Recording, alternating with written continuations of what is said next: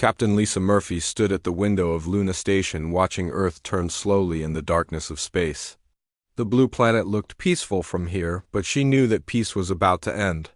Her communication device buzzed with an urgent message from Admiral Jack Harrison, who had just returned from the Galaxy Council meeting on Nexus Prime.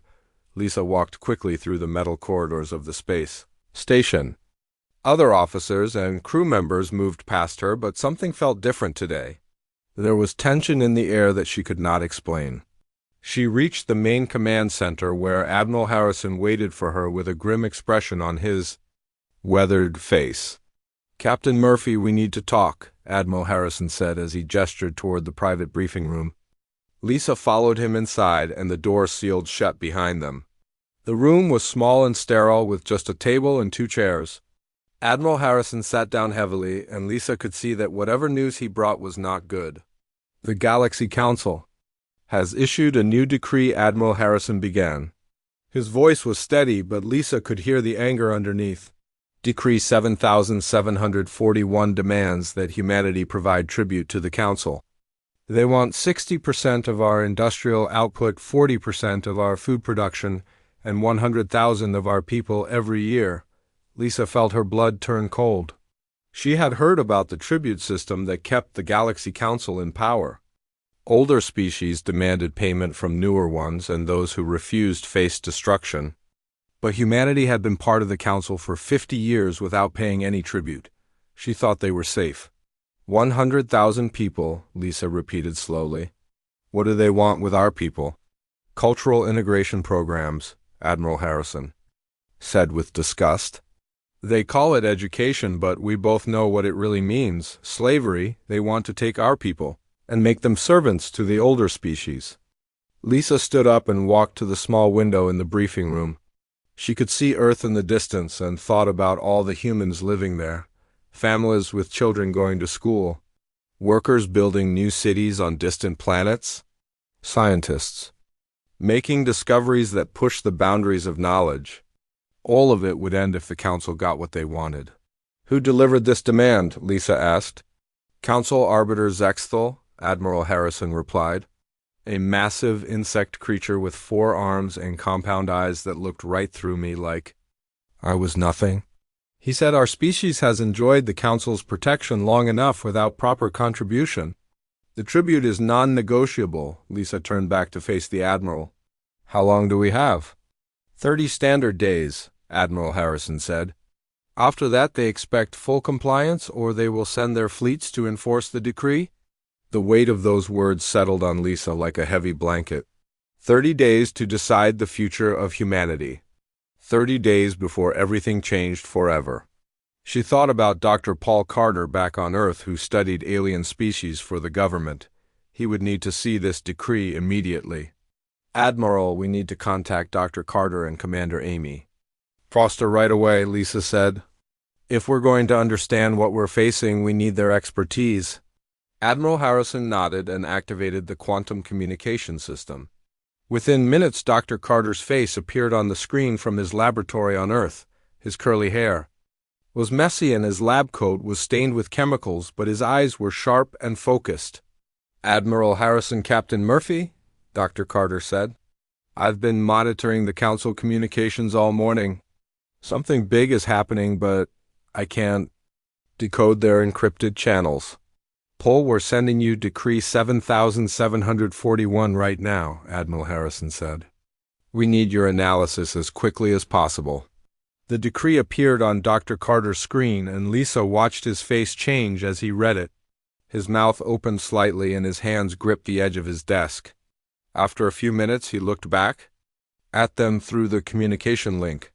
"This is worse than tribute," Dr. Carter said quietly. "This is designed to break us completely. I've studied every species that faced similar demands over the past 1,000 years. None of them survived as independent civilizations. The tribute starts small, but it grows every year until there's nothing left." Commander Amy Foster joined the communication from her military base on Mars. Her short blonde hair was pulled back, and her uniform was perfectly pressed despite the early hour. She had been reviewing defense protocols when the emergency signal reached her. Commander Foster, Admiral Harrison said. We're dealing with a Galaxy Council ultimatum. Dr. Carter is analyzing the details, but we need to prepare for the worst. Case scenario. Amy Foster looked at the decree on her screen and Lisa could see her jaw tighten with anger. 100,000 people, she said. They want us to hand over 100,000 human beings like we're trading livestock. The Council has never had a species refuse these demands, Dr. Carter added.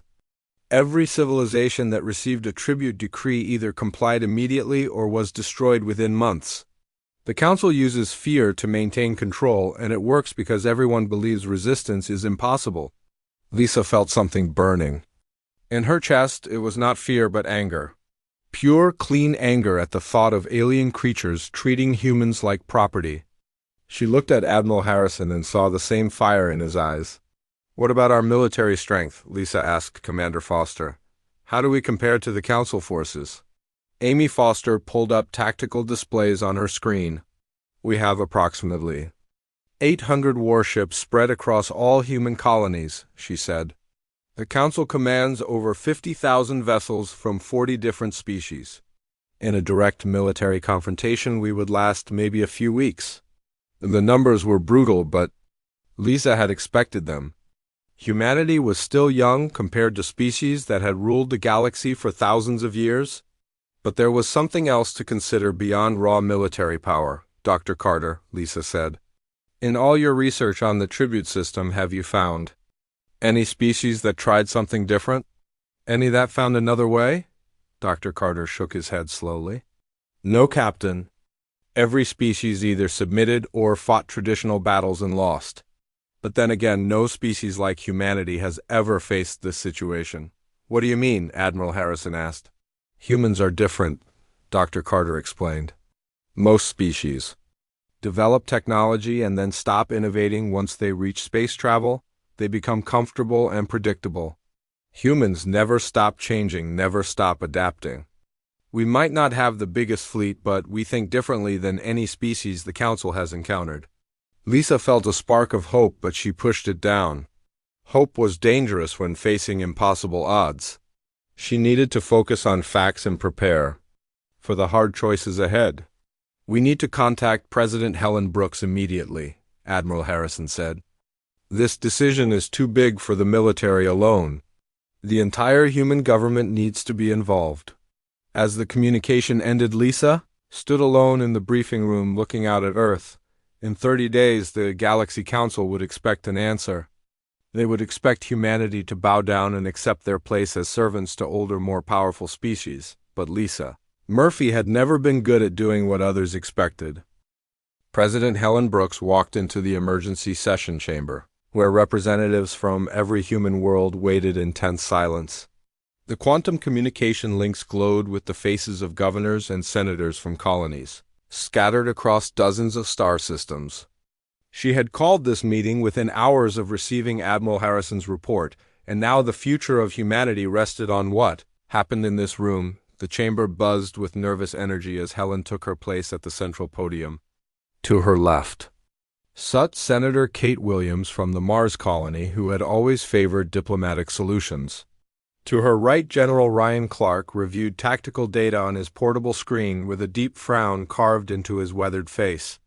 Representatives of humanity, Helen began with a steady voice that carried across the chamber, and through the communication links to distant worlds, we face the greatest challenge in our species' history. The Galaxy Council demands tribute that would effectively end our independence and freedom. Colonial Governor Ben Parker from the Kepler colony spoke first through his communication link. His settlement was the furthest from Earth and had always prided itself on self-reliance. Madam President, my people did not travel 40 light years from home to become slaves to alien masters. We will fight before we submit.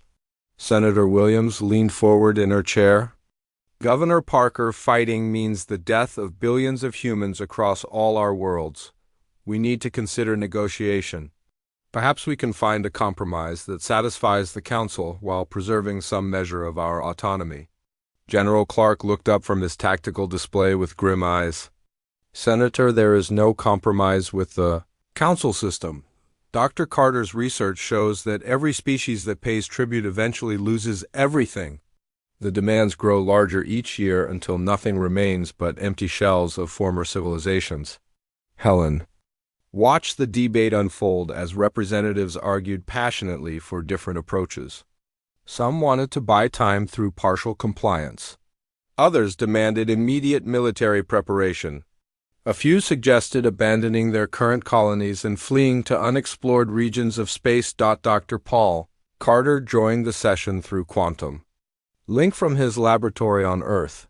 His analysis of the tribute decree had revealed disturbing patterns in council behavior over thousands of years. The council's power structure depends entirely on fear and submission, he explained to the assembly. No species has ever challenged their authority directly because they assume resistance is impossible, Dr. Carter, Helen said. What happens if a species simply refuses to comply? That has never happened in 12,000 years of council history, Carter replied. Every species either submits immediately or fights brief conventional wars before being crushed. The council's entire system assumes compliance through intimidation. Admiral Harrison appeared on screen from Luna Station, where he had been coordinating with military commanders across human space. Madam President, I've been in contact with our fleet commanders. Our forces are outnumbered 60-1, but our people are ready to fight if that's what you decide. The debate continued for hours as representatives weighed impossible choices. Senator Williams presented detailed proposals for negotiated settlements. General Clark outlined military strategies that might delay defeat but could not prevent it. Governor Parker argued that death was preferable to slavery. Helen listened to every voice, but her mind kept returning to something Dr. Carter had said about council assumptions. The entire tribute system worked because species accepted that resistance was futile, but what if that assumption was wrong? What if the council's strength came from never being tested rather than from actual invincibility? Dr. Carter, Helen said during a brief pause in the arguments, you mentioned that no species like humanity has faced this situation. What did you mean exactly? Carter adjusted his glasses and pulled up historical data on his screen. Most galactic species reach technological maturity and then become conservative. They stop innovating and start following established patterns. Humans are different because we never stop adapting and changing. We also have something most species lack. What's that? General Clark asked. Historical memory of successful resistance against superior forces, Carter explained. Human history is filled with examples of smaller groups defeating larger enemies through unconventional tactics and sheer determination. Most alien species have no cultural framework for understanding how the weak can overcome the strong. Helen felt something shift in her thinking. The council expected submission because that was all they had ever encountered. They had built their entire power structure on the assumption that newer species would always bow to older ones. But humans carried the memory of every underdog victory in their history. The discussion turned to practical matters as commander. Amy Foster joined from Mars to present updated military assessments. If we choose to fight, we need to abandon conventional space warfare, she said. Our ships are smaller and less powerful, but they're also faster and more maneuverable. We could use hit-and-run tactics to disrupt their formations. Commander, that might delay our defeat, but it won't prevent it, Senator Williams pointed out. The Council has resources from 40 different species. They can replace losses faster than we can inflict them. Unless other species join us, Governor Parker said from his distant colony. If the Council is as fragile as Dr. Carter suggests, then our resistance might inspire others to rebel. Helen watched the faces of her advisors and representatives as this idea took hold. The Council ruled through fear, but fear only worked if no one ever challenged it. Humanity's defiance might crack the foundation of an empire that had stood for 12 millennia, Admiral Harrison, Helen said. If we choose to resist, how should we communicate our decision to the Council? Admiral Harrison straightened in his chair. Madam President, the Council expects lengthy negotiations or immediate submission. They've never received a simple, direct refusal. Then that's exactly what we should give them, Helen replied. She looked around the chamber at the faces of people who would have to live with whatever decision they made. The council demands tribute. They expect us to negotiate terms or beg for mercy. Instead, we give them one word that they've never heard before. The chamber fell silent as representatives realized what the president was suggesting. Senator Williams spoke first. Madam President, are you proposing that we simply tell the Galaxy Council no? That's exactly what I'm proposing, Helen said with growing conviction. No explanation, no counteroffer, no negotiation. Just one word. That tells them exactly where humanity stands. General Clark smiled for the first time since the crisis began. It would certainly surprise them, he said. The Council has probably prepared responses for every form of diplomatic maneuvering, but not for complete rejection. The vote was called and representatives from across human space made their choice. Some votes came quickly while others required long consultation with colonial populations. But when the final tally was recorded, the result was overwhelming. Admiral Harrison received the authorization to transmit humanity's response to Council Arbiter Zexthal and every other member of the galactic government. The message was simple and direct, without diplomatic language or elaborate explanations. The single word that would change galactic history forever was sent across space to Nexus Prime and every Council world simultaneously. No species had ever dared to give such a response to the mighty Galaxy Council. The word was no. General Ryan Clark stood in the main operations center at Earth Defense Command, watching dozens of screens display the massive mobilization taking place across human space.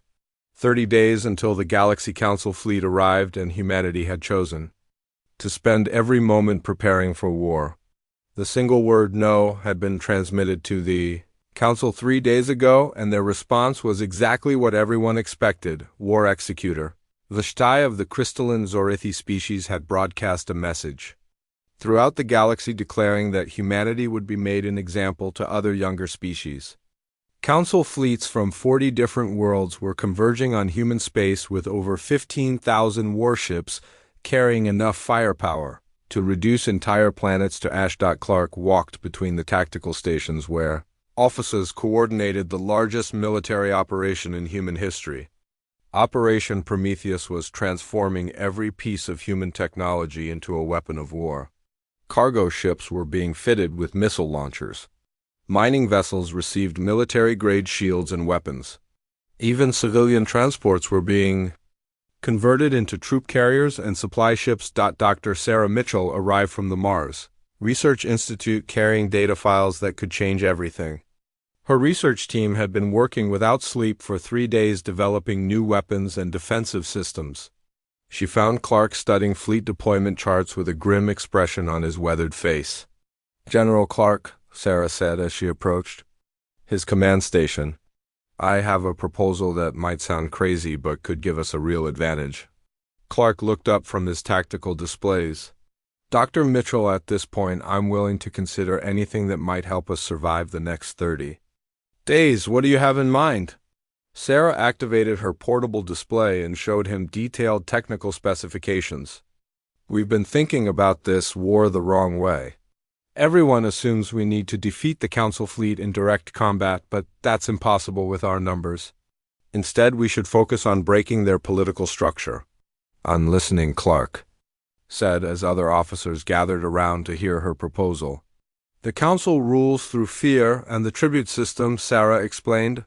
But there are dozens of younger species still paying tribute who hate the system as much as we do. If we could give them the tools and knowledge to fight back, then the Council would face rebellions across the galaxy. Commander Amy Foster joined the group from her position coordinating with colonial militias. Dr. Mitchell, are you suggesting we share our military technology with other species? That's an enormous risk if they decide to use those weapons against us later. It's a risk we have to take, Sarah replied. If humanity falls alone, then the Council maintains power and eventually crushes any other potential rebels. But if we can start a galaxy-wide uprising, then even our defeat might lead to the Council's eventual collapse. Clark studied the technical data on Sarah's display. Human weapons technology was advanced, but not overwhelmingly superior to what other species possessed.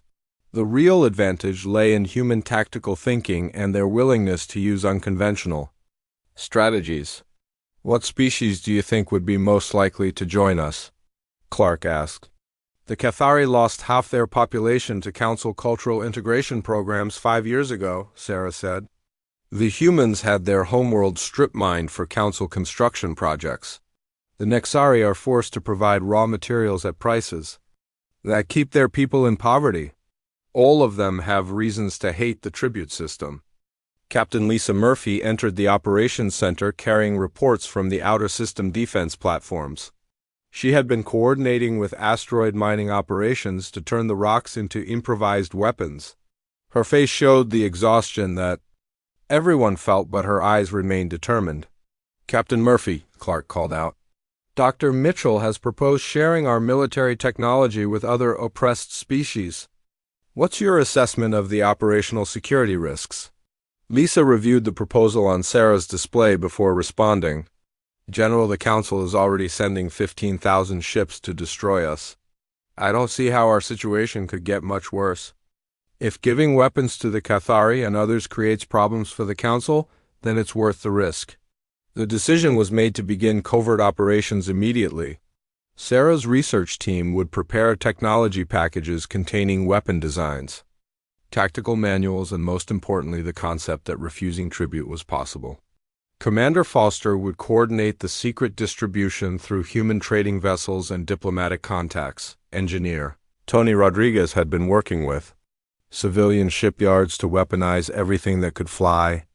Asteroid mining ships were fitted with military-grade lasers that could cut through enemy armor. Cargo vessels received missile pods and enhanced shielding. Even passenger liners were converted into mobile command centers and field hospitals. "The Council expects us to fight like a traditional military," Tony explained to Clark and his staff. "They're prepared for fleet battles with organized formations and predictable tactics. But we're not going to give them a traditional war."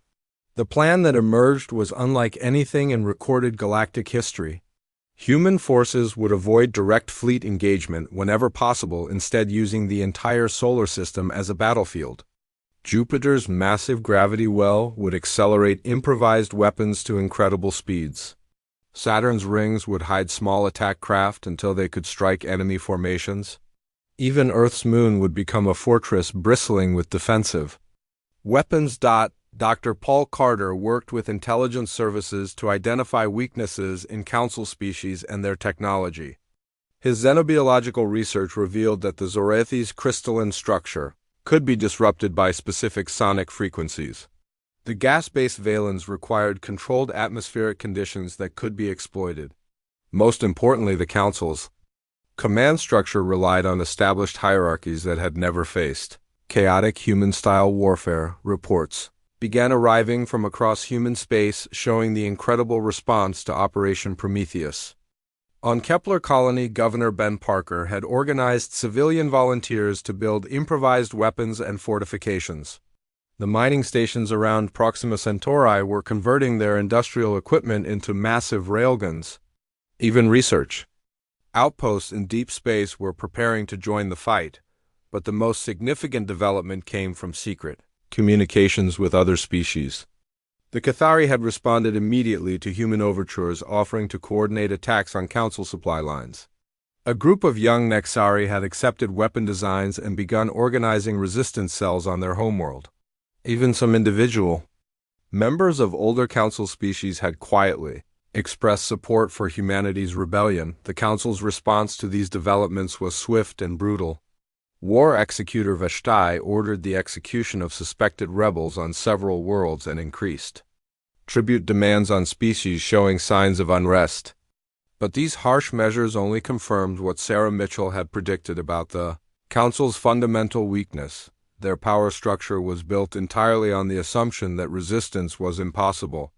When faced with actual rebellion, they had no response except increased violence, which only created more rebels. The tribute system that had maintained galactic order for 12,000 years was beginning to crack under pressure from a species that refused to accept the established rules. As the 30-day deadline approached, human space buzzed with frantic activity. Every shipyard worked around the clock producing weapons and defensive systems. Every able-bodied person volunteered for military service or support roles. Children too young to fight helped build equipment and supplies. General Clark stood again in the operations center watching the final preparations for humanity's last stand. The Council fleet was now just days away from entering the solar system. 15,000 alien warships carrying the combined military might of an ancient galactic empire, but they were coming to fight a species that had never learned how to surrender. The Council fleet dropped out of hyperspace at the edge of the solar system like a plague of metal locusts blotting out the stars. War Executor Vashtai stood on the bridge of his flagship watching 15,000 alien warships arrange themselves into attack formation. The crystalline Zorathi had lived for 800 years and commanded fleets that conquered dozens of worlds, but he had never seen such a massive armada assembled for a single target. Captain Lisa Murphy monitored the enemy approach from her command ship positioned near Neptune's orbit. The human fleet looked pitifully small compared to the Council armada, but she felt no fear, only grim determination. Admiral Jack Harrison's voice crackled through the communication system as he coordinated the defense of humanity's birthworld. "All ships, this is Admiral Harrison," his steady voice carried across the fleet. "Remember, we're not trying to win a traditional battle. Our job is to make them pay for every light second of space they take from us."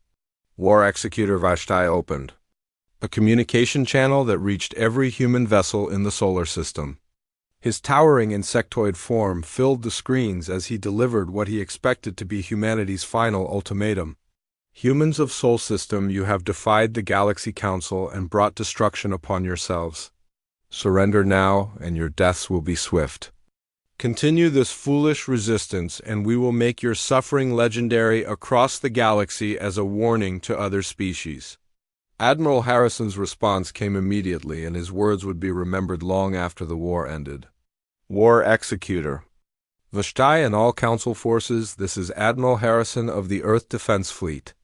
Humanity has one response to your threats, and it consists of 4 simple words: come and take it.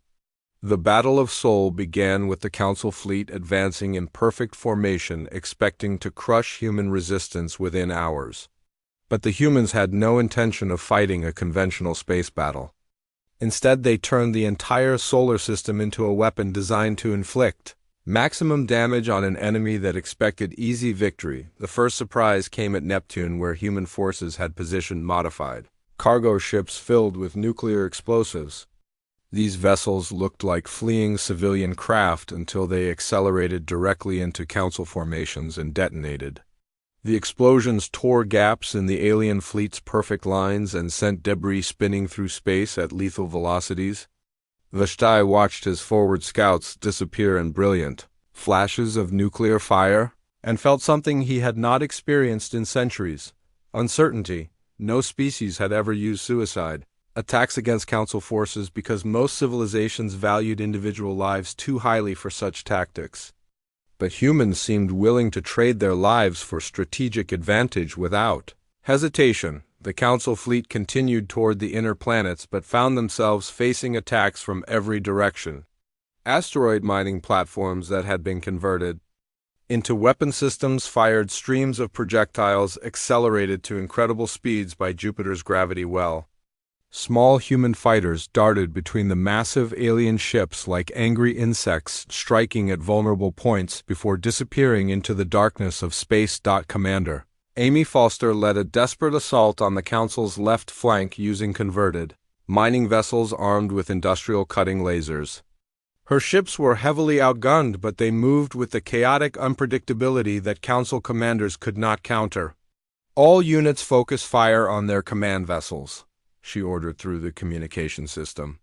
"Make them afraid to give orders." The battle reached Jupiter, where human forces had prepared their most ambitious trap. Modified cargo containers floated in the gas giant's upper atmosphere, appearing to be supply depots abandoned by fleeing humans. When Council ships moved in, to investigate the containers revealed themselves to be massive bombs that had been dropped into Jupiter's gravity well and accelerated to enormous speeds. The explosions that followed lit up the entire Jovian system as Council ships were caught in a maelstrom of debris and nuclear fire.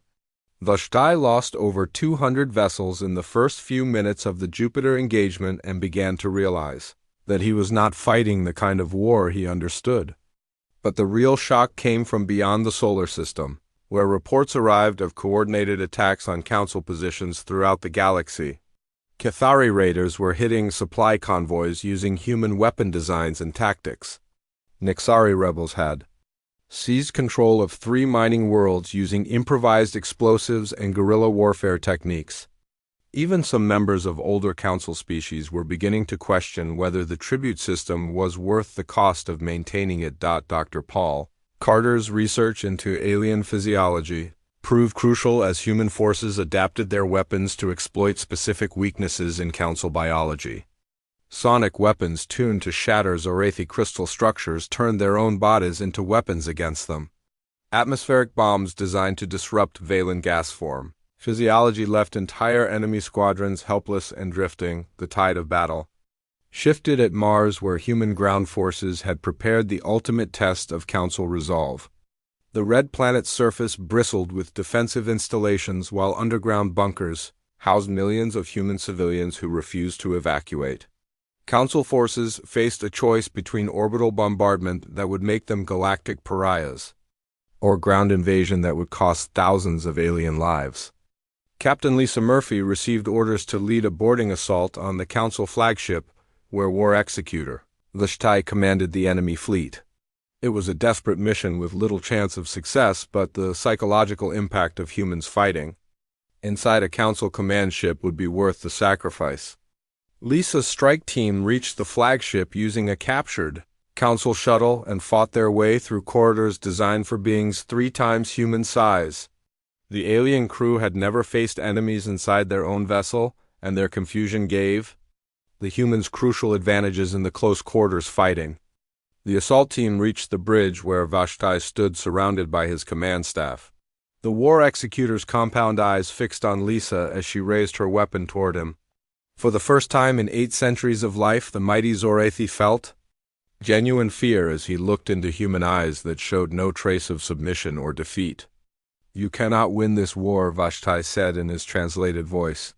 "The Council commands the loyalty of 40 species across 10,000 worlds.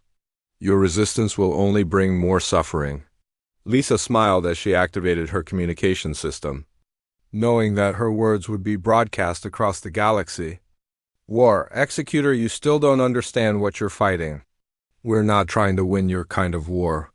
We're showing every oppressed species in the galaxy that the mighty Council can bleed." The boarding assault failed and Lisa's team was killed or captured, but the damage was already done. Recordings of Council leaders showing fear of human attackers spread across galactic communication networks. The image of Zorathi invincibility cracked as younger species saw their oppressors displaying weakness and uncertainty. War Executor Vashtai ordered a retreat to Nexus Prime as reports of rebellion reached him from dozens of Council worlds. The tribute system that had maintained galactic order for 12 millennia was collapsing as species after species followed humanity's example and simply said no to their demands. The battle of Soul ended not with human victory but with something far more significant. The Galaxy Council's authority was broken forever by a species that refused to accept that resistance was futile. President Helen Brooks stood before the emergency session of what had once been called the Galaxy Council, but was now something entirely different. The Great Chamber on Nexus Prime buzzed with voices speaking dozens of alien languages as representatives from over 200 species gathered to create a new form of galactic government. The tribute system had collapsed completely in the 6 months since humanity's defiant stand at Sol. War Executor Vashti's retreat from Earth had triggered a cascade of rebellions that swept across Council space like wildfire. The Cathari declared independence and seized their former tribute collection ships. The Nexari reclaimed their strip-mined homeworld and began rebuilding their civilization. 50 other species simultaneously announced that they would no longer bow to the demands of older races who claimed superiority through age. Alone, Admiral Jack Harrison walked through the corridors of the station that had once housed the councils. Absolute authority. Now those same halls echoed with debates about freedom and cooperation instead of demands for submission and tribute. He carried with him the preliminary charter for what they were calling the New Galactic. LLIANCE. Dr. Sarah Mitchell had arrived from Earth with a team of scientists and engineers whose job was to help former tribute species rebuild their devastated civilizations. The technology-sharing program that had begun as a desperate wartime measure was now becoming the foundation for a new era of galactic cooperation. Dr. Mitchell, Admiral Harrison said as he found her reviewing reconstruction plans with a group of Cathari engineers. President Brooks wants to discuss the Alliance Charter with you before the final vote. Sarah looked up from the holographic displays showing the damage that centuries of tribute demands had inflicted on dozens of worlds. Admiral, the scope of what we're trying to accomplish here is incredible. Some of these species haven't had independent governments for over 1,000 years. They don't even remember how to make decisions without council approval. The transformation had not been easy or peaceful. Several of the older council species had attempted to maintain their privileged positions through military force. Uzorathi had tried to reconquer 3 former tribute worlds before their own younger generation rebelled against the ancient leadership. The gas-based Valens had fractured into competing factions as their unified government structure collapsed. Commander Amy Foster coordinated the joint peacekeeping fleet that now patrolled former council space. Ships from dozens of species worked together to prevent the chaos from spreading while new governments learned to function independently. Her command ship was a converted human destroyer working alongside former enemies who had become allies in the struggle for galactic freedom. Commander Foster to all peacekeeping vessels. Amy's voice carried across the communication network. We have reports of Zorthi hardliners attempting to retake the Kepler mining colonies. All available ships converge on coordinate 77 Alpha for immediate response. The joint fleet that responded included human destroyers, Cathari raiders, Nexari patrol boats, and even some younger Zorathi who had rejected their species' supremacist ideology. It was a sight that would have been impossible under the old council system where species were ranked by age and power rather than working as equals. President Brooks entered the main assembly chamber where hundreds of alien representatives waited to vote on the Alliance Charter. The document had taken months to negotiate. A species with wildly different cultures and biology tried to create a system that would prevent another tribute-based empire from emerging. Representatives of the Free Galaxy, Helen began her address to the assembled delegates. 6 months ago, the Galaxy Council demanded that humanity surrender our freedom and become servants to older species. Today we gather not as masters and subjects, but as equals working together to build something better. The debate that followed touched on every aspect of galactic civilization. How would trade be regulated without the Council's monopolistic control? How would disputes between species be resolved without the threat of tribute punishment? How would younger species be protected from exploitation by those with superior technology or military power? Dr. Paul Carter had spent months studying the governmental structures of every species in the Alliance. His research revealed that most civilizations had developed democratic or cooperative systems before being forced into the Council's hierarchical model. The challenge was helping them remember how to govern themselves after centuries of external control. The key principle, Carter explained to the assembly, is that no species should have authority over another based solely on age or technological advancement. Every civilization has the right to determine its own future without interference from external powers. The vote on the Alliance Charter was not unanimous, but the overwhelming majority of species supported the new system. Even some former council worlds chose to join rather than face isolation in a galaxy that had rejected the tribute model. The Zorathi split into 3 separate governments with only the eldest maintaining their supremacist ideology. Admiral Harrison became the first, Secretary General of the new Galactic Alliance, with the specific mandate that his position would rotate between species every 5 years. No single race would ever again dominate galactic politics the way the Council had for 12 millennia. The reconstruction efforts continued for years as former tribute species rebuilt their civilizations with help from human technology and expertise. Worlds that had been strip-mined for Council projects received new terraforming equipment. Species that had lost their cultural identity during forced integration programs worked to recover their traditions and languages. Captain Lisa Murphy commanded one of the new exploration fleets that ventured beyond known space to contact species that had never been part of the Council system. Her mission was to offer friendship and trade rather than demands for submission. The galaxy was far larger than anyone had realized, and hundreds of independent civilizations existed beyond the borders of the old tribute empire. The changes were not perfect, and conflicts still arose between species with competing interests.